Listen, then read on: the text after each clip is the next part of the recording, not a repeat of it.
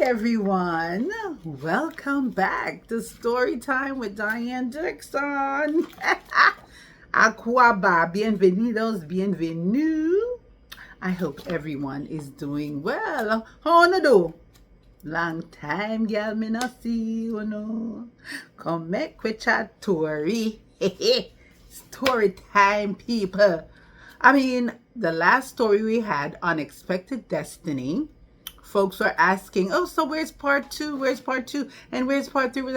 By the time part two comes, like, attention span just gone, disappear, and all of that. But they are on YouTube. So please refresh your memory if you lost track.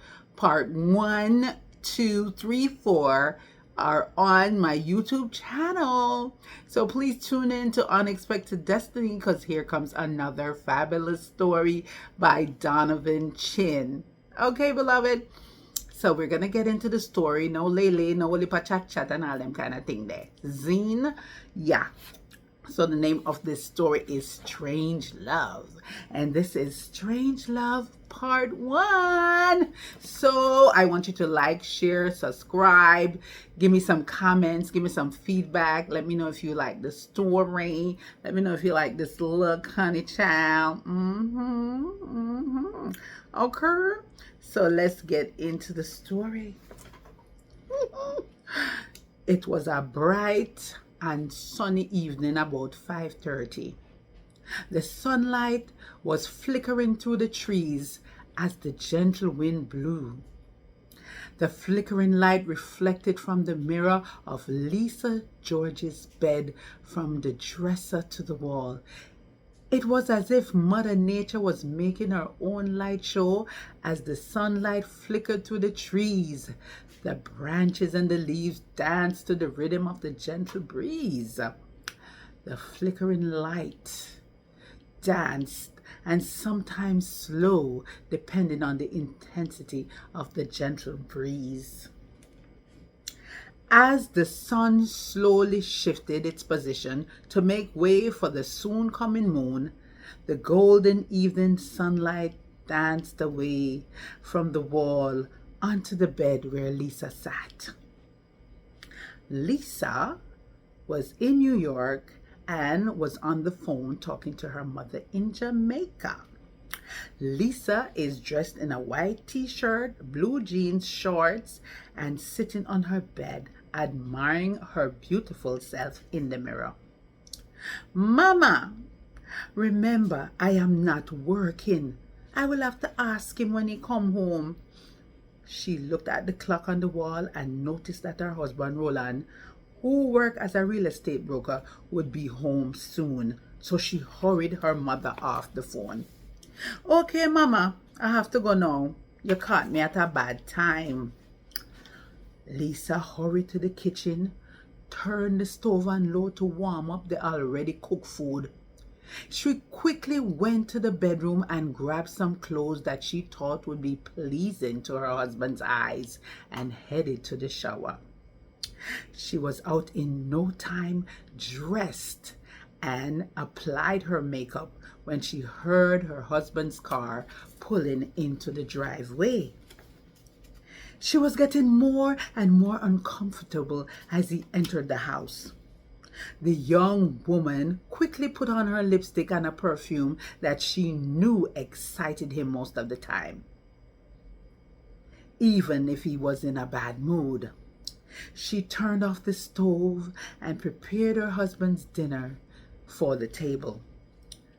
Roland entered with his briefcase in one hand and his jacket hanging on his forearm and a bunch of letters he took from the mailbox. He sat in the living room and began to look at them one by one. As Lisa approached the dining table with the food, she started to see what kind of mood he was in. Hey baby, how was your day? Roland was reading one of his letters that seemed very important. And without looking at her in a serious manner, he asked, "The food ready yet?" Roland response was confirmation that he was in a nasty mood. But Lisa was not going to let the negativity dominate her evening. Ignoring his attitude, she replied, "Sure, honey, in a minute you can come on over." She added her final touch on setting the table and decided to make another attempt to change his mood. She walked over to the couch where he was still looking at the letter, bent over from behind, and hugged and kissed him on the cheek. Roland pulled away from her. Come on now. I don't have time for this right now. Get me some wine." "Honey, you sure you don't want to eat first?" "Just get me the damn wine, please," he grunted. The sad and embarrassed woman walked back to the dining table to get the wine. Roland walked behind her over to the dining table and pulled out his chair and sat while she poured the wine and placed it in front of him. He took a big mouthful and swallowed as if he was out of breath and sat back in the chair as if his wife was not even there. She stared at him with disgust, then stormed towards the bedroom to get away from his disgusting presence. The speed of her body created a gentle breeze which carried the sensual fragrance of her perfume, mixed with her natural scent. A perfect combination that appealed to him sexually, and he inhaled deeply. As the overwhelmingly sensual scent faded behind her and entered his nostril, it commanded him to follow her, and he quickly obeyed. His mood changed immediately to a more pleasant one, a mood in which Lisa wished he would remain most of the time. He quickly got up and rushed to catch up with her. Roland slightly startled Lisa by hugging her from behind, and he tried to kiss her neck, but she resisted. "Roland, please, I am not in the mood." Roland ignored her and continued to pull her towards himself. He was overcome with desire for her as he felt the heat of her body, even though she was emotionally cold. Lisa tried to free herself. "Roland, please. Mister, let me go, man." "I am not in the mood. I said, let me go." Roland refused to let her go. His state of arousal, the feel of her tender body against his, and the overwhelming smell of her perfume compelled him to beg for mercy. "Baby, please, may I beg you, forgive me. I had a very bad day today. You know I love you. Come now, man. Chop." "Come on, Roland, behave." "Roland, stop it. I said stop. I'm not in the mood. Let me go." Roland eventually forced her to the bedroom and did what he had to do against her will. After about 25 minutes, they were still in the bedroom. The food was on the dining table getting cold. Roland was putting on his clothes while Lisa was still in bed sitting up, the sheet covering her body as she stared coldly at him. "Is this all you want me for? To stay in this house and look sexy so you can use me as your sex toy? Don't you care about how I feel?" Roland remained silent until he was completely dressed and about to leave the room. He opened the door and looked back at her and said, "You are my wife, and I can do whatever I please." Lisa replied, "Why won't you let me get a job? I want more than just sex. I want to do something with myself." He walked towards her. She was still sitting on the bed. "I make enough money to take care of you. Plus, no man will ever take you away from me." She sensed her husband's insecurity and tried to reassure him. "Baby, I married you because I love you. I will always be your wife. You don't have to worry.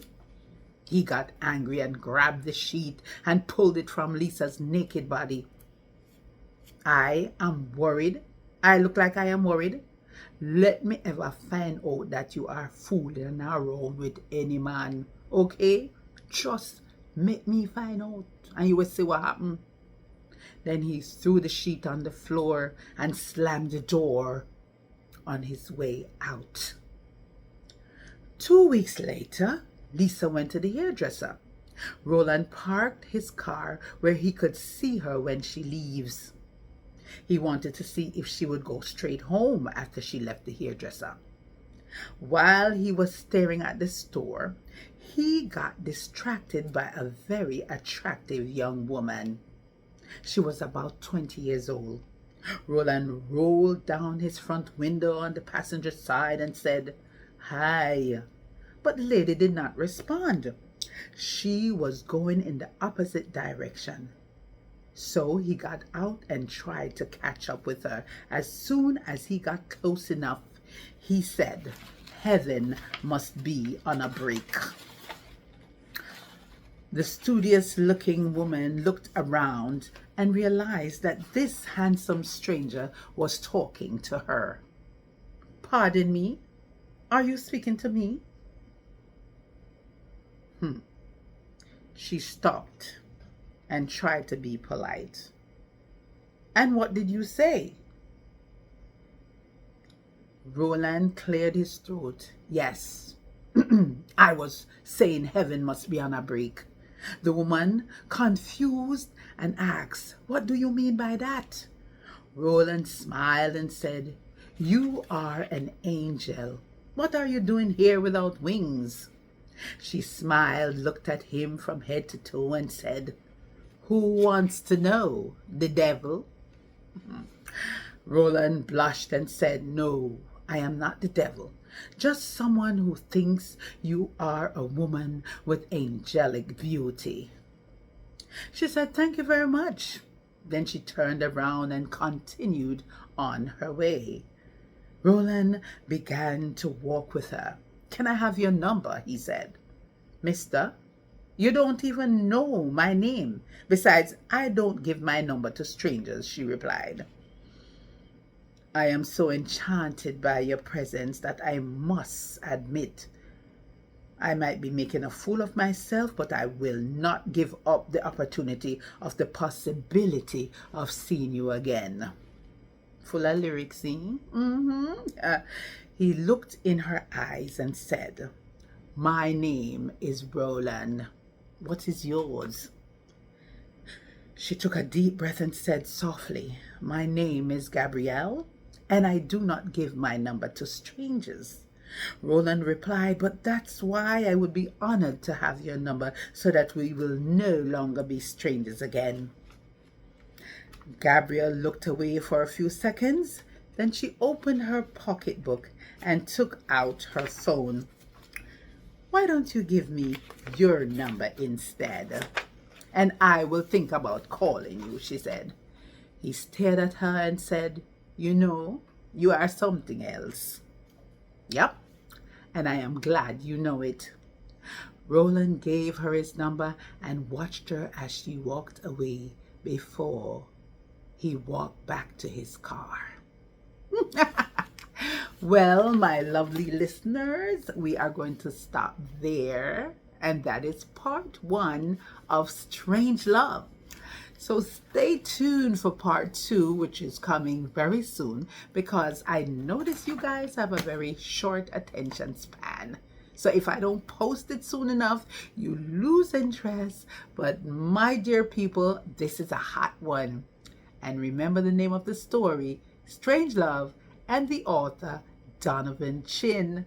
Now please do comment, like, and subscribe to Storytime with Dianne Dixon. All right? And I will see you guys again. So tune in. And for now, sayonara, kachifo, adios, au revoir, and all the ways you could say goodbye. And thank you so much for stopping by and listening to Storytime with Dianne Dixon. Take care. Bye-bye.